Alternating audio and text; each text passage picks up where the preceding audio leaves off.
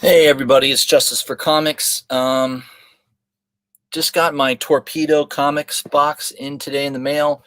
So I'm doing a live stream, but I don't anticipate anybody coming on to chat with me or anything.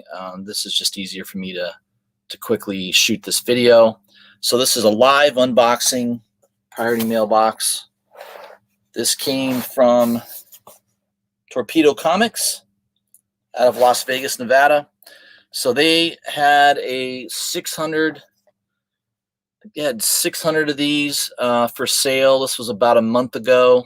It sold out very, very quickly. I went on and purchased one box. I probably should have bought more than one. I mean, this is a legitimate chance to get a Hulk 181. There's, I think, 3 Hulk 181s available randomly in these 600 boxes. So I got one. It's a 1 in 600 chance. It's not. It's better than the lottery. I've never done well in the lottery. Not much of a gambler. But I figured I'll try this out. I've never done them. This is my first mystery box. It did sell out right after I purchased it, so I think these Torpedo mystery boxes are pretty desirable. Yeah, you gotta. Eventually I'm going to buy a Hulk 181. You know, if I don't win it here, it's okay. I eventually, I used to own a CGC 9.6 white pages Hulk 181. Obviously, that's a very, very expensive book now. I had to sell it years ago for various reasons. And, it's just one of those things. We all have that 1 or 2 comic books in our collection that we had to sell, or maybe we sold that we really, really regret. And, that's the book for me, Hulk 181. So right now I have the facsimile edition of Hulk 181, but that's about as close as I've gotten since. It's hard to own a really high grade Grail like that, and then just like settle for a low grade copy. Like I can't see myself buying like a low grade copy of that book.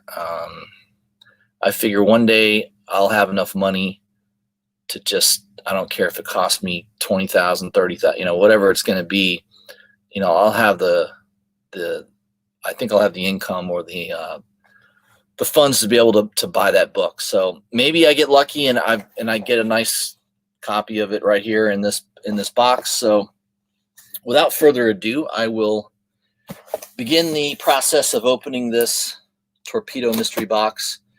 So it's $100 for the box, and I think I think they advertise that you get like at least $150 worth of comic books. I don't know if it's a combination of new books, variants. I am not too sure. I can't remember what the criteria was. So here it's all bundled up nicely. Nice packaging, well protected, it looks like.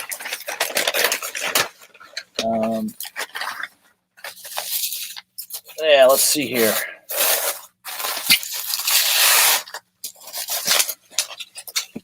So pretty cool. This is the Mystery 3.0 Vault box. It's kind of a nice, cool looking box. Yeah, very cool. So it's got Torpedo Comics on there. It's sealed. It's got a little seal thing that I have to break. All right. Boom. Let's see what we got here. All right. Now this was right on top. Maybe this was the high-end book that I'm supposed to get. So I don't know I have no idea if I'm getting a Hulk 181 or not. But here's the first book. This is a Wonder Woman 750, signed by Jim Lee, which is cool. It has a $75 price tag on it. It's got a COA on the back, signed by Jim Lee. serial number 2815. So that was done on January 25th of this year. So that's pretty cool. Nice Jim Lee cover, signed by him. This will be my third book signed by Jim Lee, I think. Maybe fourth. I think I have maybe 3 other ones. But yeah, pretty cool. I like that. $75 price tag on that. I don't know if it's worth that, but not bad out of the gate. That's the first book. All right, let's see what else is in here. It's all bubble wrapped nicely.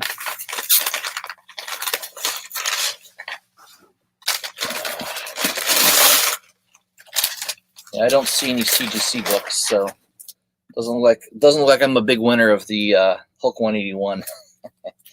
It's all right. We've got this looks like a variant of the Punisher. I don't know. The old homage there.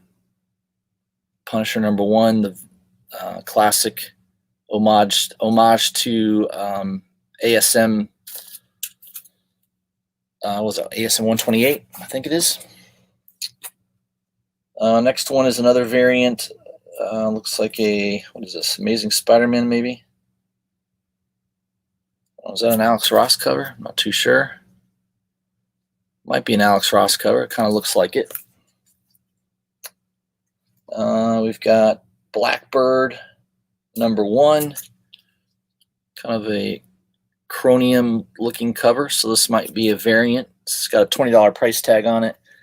The ASM had a $25 price tag on it, so, and the Punisher was a $20 book, or at least it had a $20 price tag on it.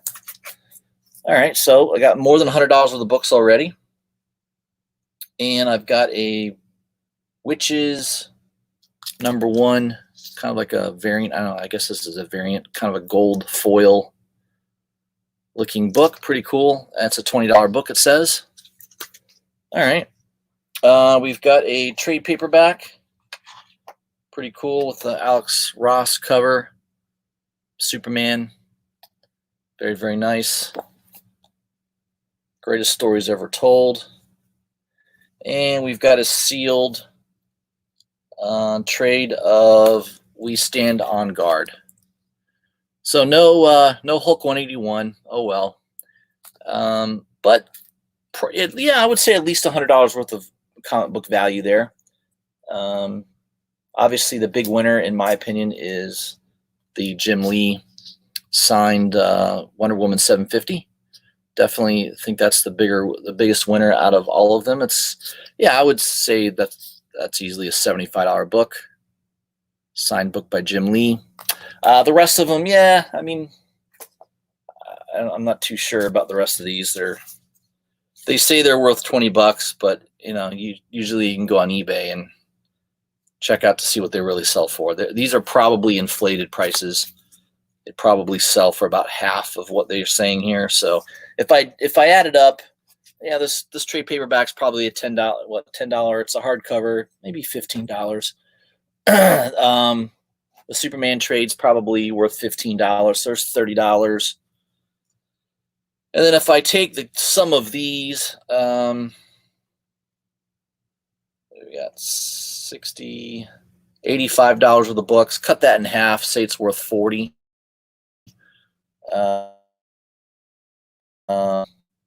So there's $70 worth of books right there. And then I would say this one's probably at least a $75 book, 60 to 70.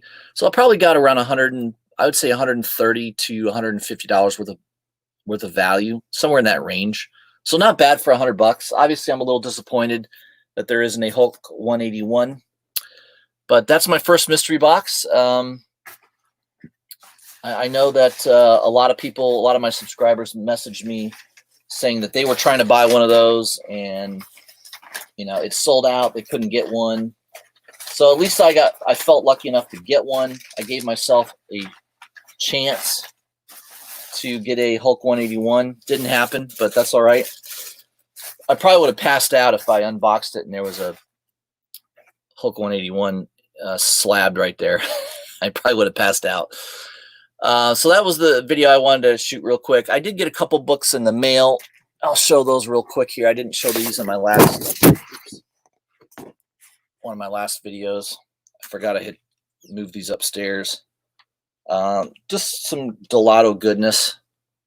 So I got Secret Wars #5. This is a Old Man Logan and Wolverine cover by Delato. Just a cool looking cover. I got it really cheap. I think I got this for like $10 shipped. I mean, it was pretty inexpensive. This was a Comic Exposure exclusive. Secret Wars wasn't a really fantastic miniseries by Marvel. It was kind of lukewarm, kind of a lukewarm reception, but I just liked this cover, and I thought, yeah, I think I saw this highlighted on a top 10 list or top 20 list recently. So, or maybe someone posted on Instagram. I saw it and I was like, yeah, I like that cover. So I grabbed it. It was cheap, $10. So yeah, got that one and a nice Mylar. I also picked up X-Force, Sex and Violence. I've never really heard of this series. I'm a big Delato fan, so you've got a really cool Delato cover there. And this is issue #3, another Delato cover. Just a really cool looking cover. And I ended up getting 2 copies of issue #2. I think that's kind of the hot one. That's the one that everyone really likes. So I did get 2 nice mint copies of that. So yeah, that's sort of the little unboxing video. Again, the big winner of that box, that mystery box, was the signed Jim Lee Wonder Woman 750. Very, very cool.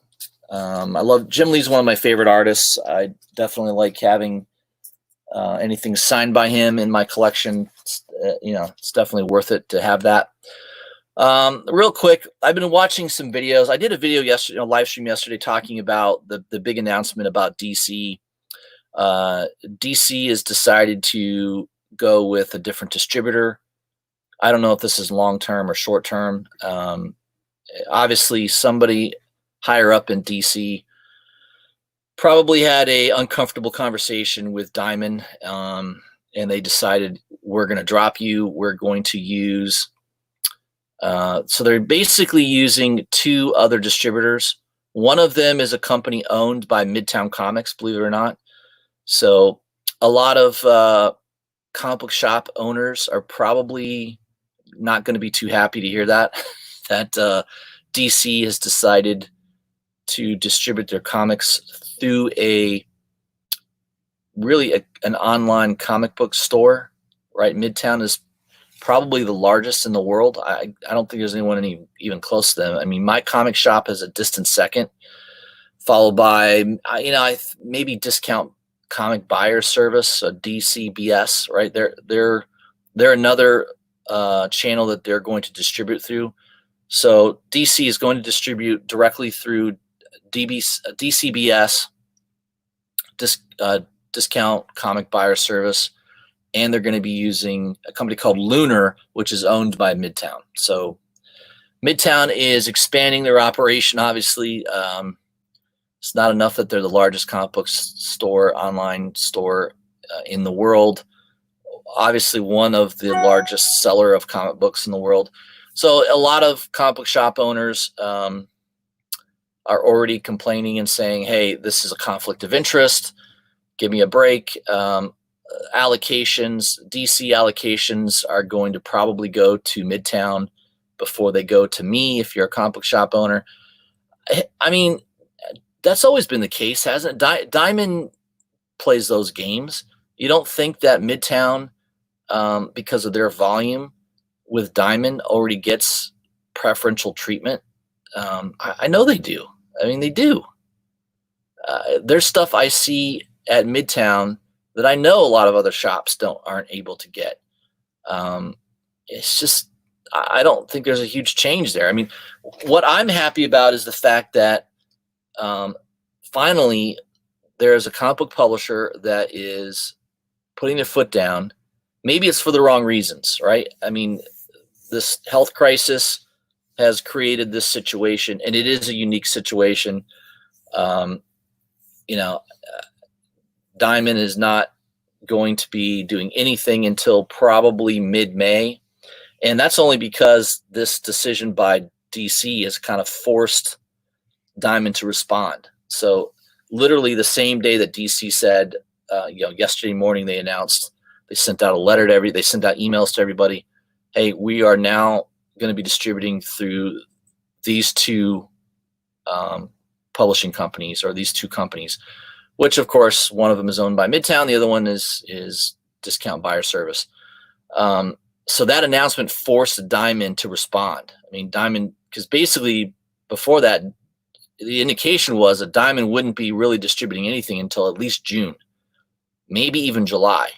And now Diamond says, we'll be distributing comic books around May 28th, I think, or the mid-May. I think they may have said the middle of May. So it forced Diamond to respond.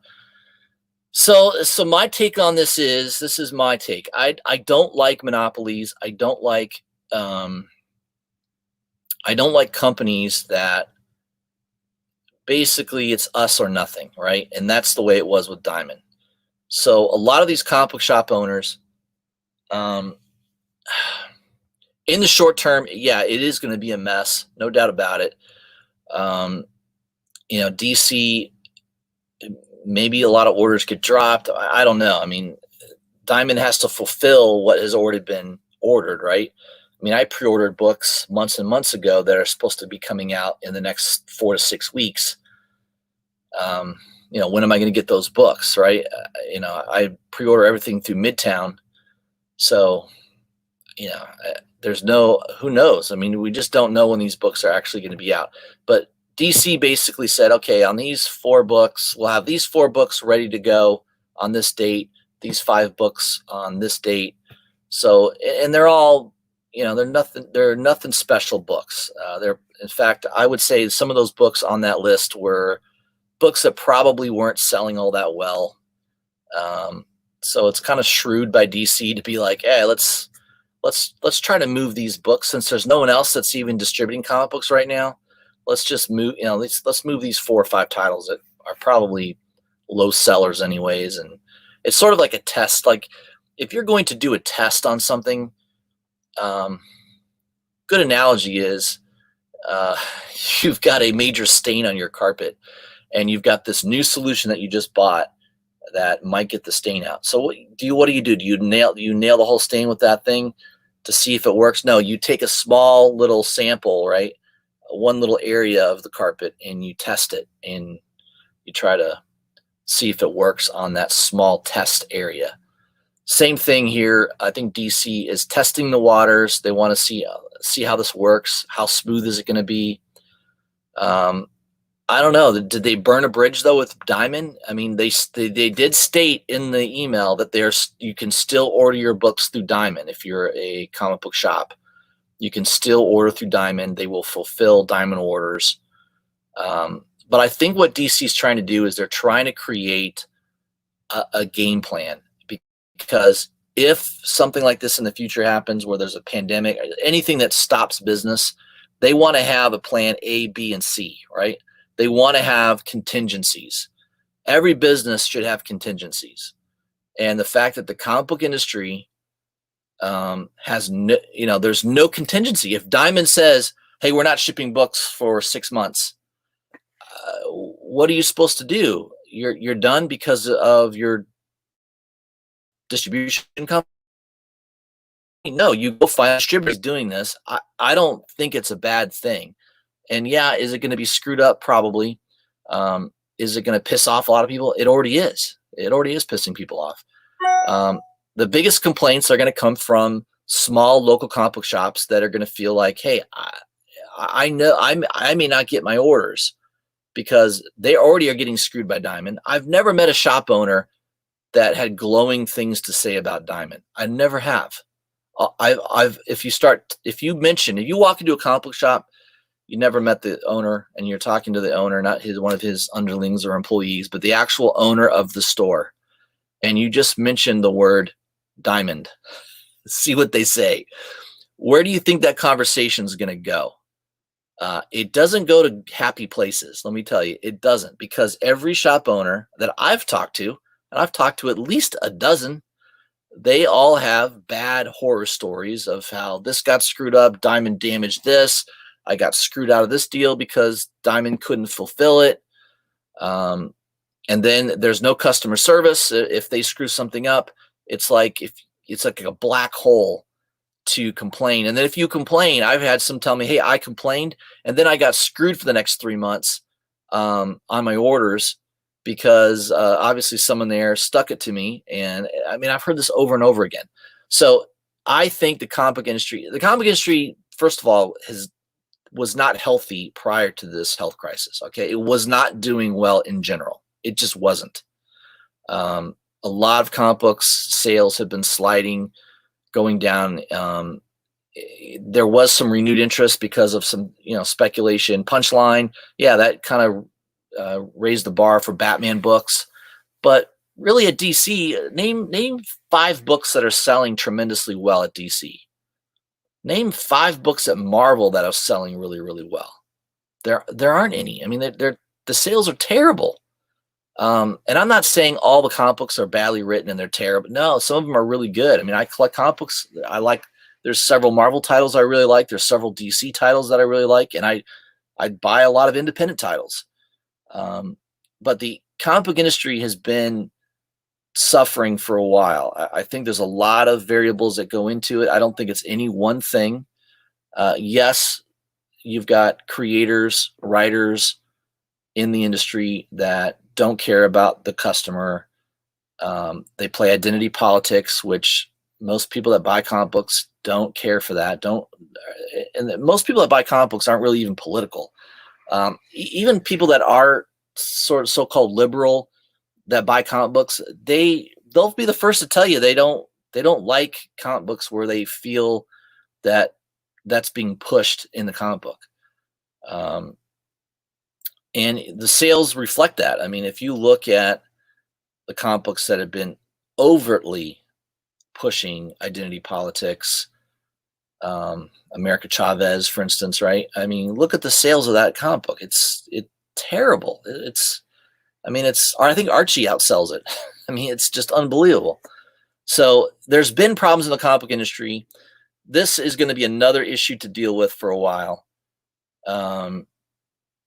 I don't think this gets solved very easily. I do think long term this could be important and could be better for the comic book industry to have competitors. Now, I easily see the point that having your competitor be a comic book shop is a conflict of interest. Yeah, I get that. I mean, I think that's a problem. But there's a lot of businesses where there's always potential conflicts of interest. It's just, I don't know how you completely sidestep that. So, I don't know, maybe these comic book publishers like DC and Marvel, maybe eventually they should just distribute their own comic books. That would entail a lot of infrastructure, a lot of capital expenditure to do that. You'd have to create a whole different division within your company to print and distribute comic books. But I think ultimately, maybe that would be a good thing. I don't know. I mean, if DC and Marvel, who are the biggest 2 players in the comic book industry, why would it be so bad if they just started to build their own distribution instead of using a Diamond or Midtown or whoever? Just form their own, and it may take a while. It might take them a year to get it to where it's operational. So I don't know. I'm a kind of a business person, and any business where you can control everything. I mean, if you can control supply chain, distribution. I mean, why is Walmart such a successful company? Well, because they control just about every aspect of their business, right? They control distribution, warehousing, supply. They control it all, and because of that, they can set their margins and can control their margins, and can control their sales, and they have more of a control of their destiny, so to speak. And I think that's ultimately going to be something that Marvel and DC need to consider, because because I don't know. I just feel like if you really care about your business, really care about comic books, then you should also control the entire process.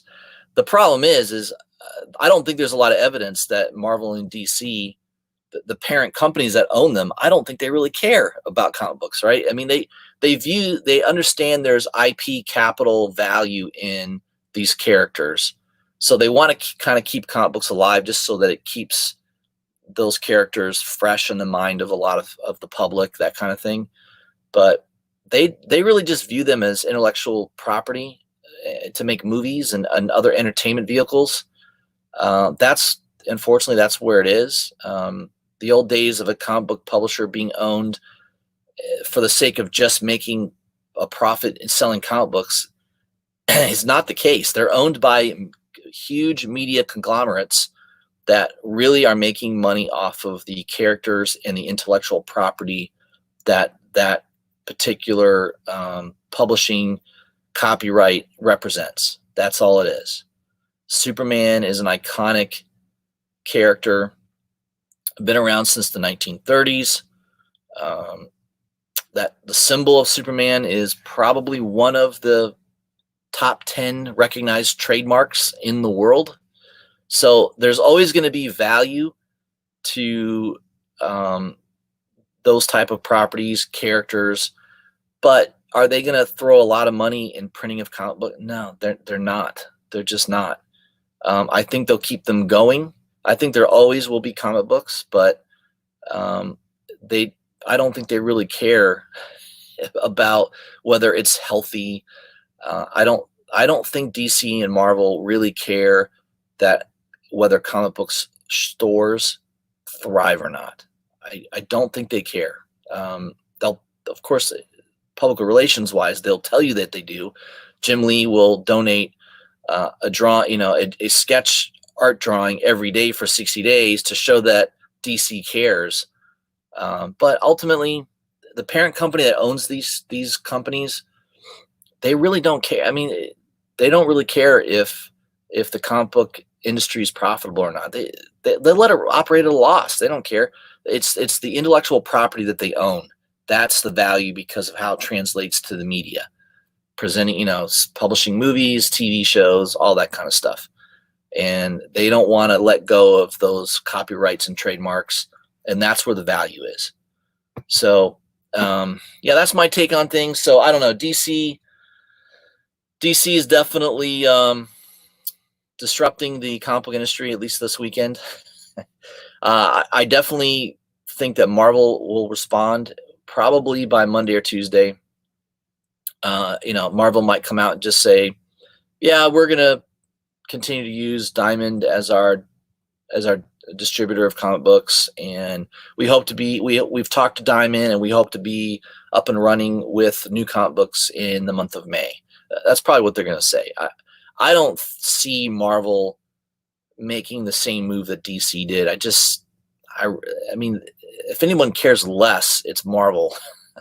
I mean, I just think that they're going to leave things be. I don't think they're going to make a jump like DC did.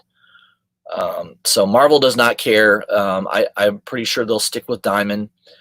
Does Diamond go out of business? I don't know. I don't know what the financial condition of Diamond is. Obviously, there has to be some impact to them in the short term. I don't know. They're a privately held company, so I don't know what their debt position is, cash position is. I don't know if healthy or not. Maybe they got plenty of capital and they could handle a shutdown for 6 months to a year. I don't know. But it seems like the month of May, I think large parts of the country will be back in business in the month of May. Some as early as May 1st, but definitely by the middle of May, I think, at least I feel, it's just a prediction, I feel like a lot of areas of the country will be back running. Restaurants will be opened. And yes, they'll be, tables farther apart, Well, that's the reality we're going to be living in. I think when you book a plane flight now, they probably only sell half the seats that they normally would sell, and everybody will be like in their own row. So the nice thing about if you have to fly maybe in the next several months, you might have your own row where you just kind of stretch out and you won't have anybody on top of you. So I'm predicting that right now, that most of the airline flights will probably only do half booking, and then so that people are kind of not on top of each other. And same thing with restaurants. A lot of businesses are going to still enact social distancing. I mean, that is the buzzword for 2020, no doubt about it, is social distancing, making sure you're not breathing on somebody. Um, I walked into Publix the other day. It's a grocery chain here in Florida.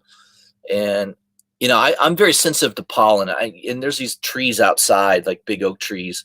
And as I'm walking in, I must have like particles of pollen must have like gone in my mouth, right? And I'm very sensitive to pollen. So I walk into the store and all of a sudden I start coughing, and I see like 5 people looking around me and I don't have a mask on, but I'm like covering myself. But man, I felt like the town leper. I mean, it was a weird feeling. And it was just because of the pollen. It wasn't, I don't have coronavirus. I haven't had a flu in probably 6 years. I pretty much feel like I've been inoculated. I've been around enough people where I feel like if I was going to get it, I would have gotten it already. But it was a weird feeling. Like you walk in, I just had this coughing bout, I couldn't help it. I probably swallowed a piece of pollen or something. I was reacting to it. But people looking around me were like, get out of here. So yeah, we're living in a new reality right now. Business is definitely going to be disrupted for a while. The comic book industry will definitely have disruption. I think DC, I don't think they're maliciously trying to do anything other than let's create other avenues of distribution. It's not healthy to just have one company that distributes comic books and they distribute everybody's comic books. I mean, I don't know. To me, I think there needs to be at least one or two, at least 2 companies to go to, so that you've got some competition. Competition's healthy. It creates value, because if one company is just really dropping the ball, your customer can say, hey, I don't have to do business with you. I can go over here and do business with this company, because I need it done right. And it kind of forces efficiency. It forces companies to do what's right and to do what's best for their customer, which ultimately the customer is the comic book shops and the comic book publishers, DC, Marvel, Image, all the independents. That's their customer, and they've got to treat them properly. So I think it'll be good to have competition. That's just my opinion on it. I've said that for years. I've been collecting comic books for 30 years, and 30 years ago there pretty much was only Diamond. So I think it's good that this is a gift from God that we had this pandemic, so that so the comic book industry can change. That's not the reason, but where there's chaos and disruption, there sometimes comes clarity and efficiency afterwards. And I think that is the way to look at it. Kind of look for the silver lining. So I'm positive that the comic book industry will pull through this. Do I think a lot of local comic book shops will close down? Yes. I think the ones that were hanging on by a thread are probably not going to make it anyways. And this will just push them off the cliff. But, think about this. If you're in a town that had 5 or 6 comic book shops and it goes down to 1 or 2, those 1 or 2 that survive should do pretty well, right? There's less competition for them. More business comes their way. So in essence, it could be healthy for the shops that survive and have been running their business properly.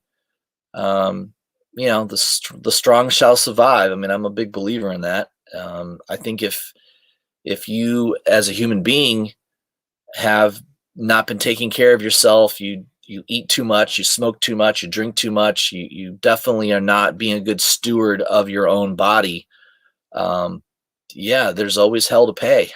So what's that one saying? I've heard it in I've heard it spoken of in political commentary. I don't know who came up with it, but it's a really cool statement. People don't always get what they want, but they always get what they deserve.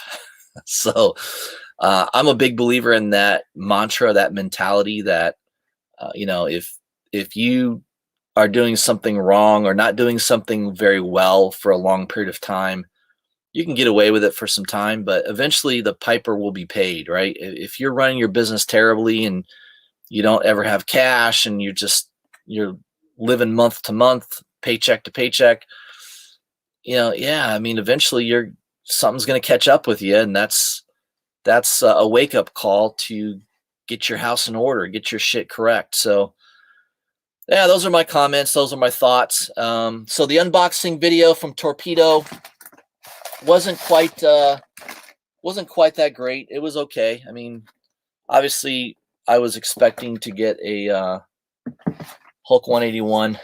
That didn't happen. But for $100, I mean, I felt like I got some nice books. Got my money's worth, definitely. And again, the big book was the Jim Lee Wonder Woman 750 signed with a COA. Just a kind of a nice looking book. So very happy to have that. All right, everybody. That's all I wanted to do. Just kind of shoot that quick video. If you missed it, yes, it will be on replay. Now, I did my live show yesterday evening around 7 to 8 o'clock, or 6 to 7 maybe. And it didn't show up on my YouTube channel until like this morning. So I don't know what's going on with YouTube, but their process of approving and letting your videos go from StreamYard to YouTube, there is a delay on that. So I didn't play any music to start this video, so I shouldn't have any I shouldn't have any problems. That's where I think that I've had some issues in the past, is fair use issues, that type of thing. But yeah, if you missed this, you're just joining the live stream. I see Z Collects, Manny the Comic Collector, Marvelous Adventures of T and G, Grandmaster Stash. Yeah, I got several people here watching the stream. Malcolm Giles. Manny, I mentioned. So if you missed my unboxing, just go ahead and watch it in the replay. That should be on YouTube shortly. I don't know, maybe by tomorrow. There seems to be a big delay in getting them posted to my channel, but appreciate everybody tuning in. I don't think I'll do another video this weekend. I think I'm pretty much set. I knew this box was coming. I got a notification a few days ago, so I wanted to shoot that. And I don't think I have anything else coming in the mail over the weekend. So my next video will probably be Monday, cover price top 20 list. These are going to be just books, back issues that have been sold on eBay. So I'll do a, well, usually it's been top 10. So again, I'll correct myself. It's not top 20. It's a top 10 list by cover price. So look for that. Probably on Monday, I'll do a live show on that. If you guys need anything in the meantime, feel free to message me or put your comments below, and I'll see you on the next video.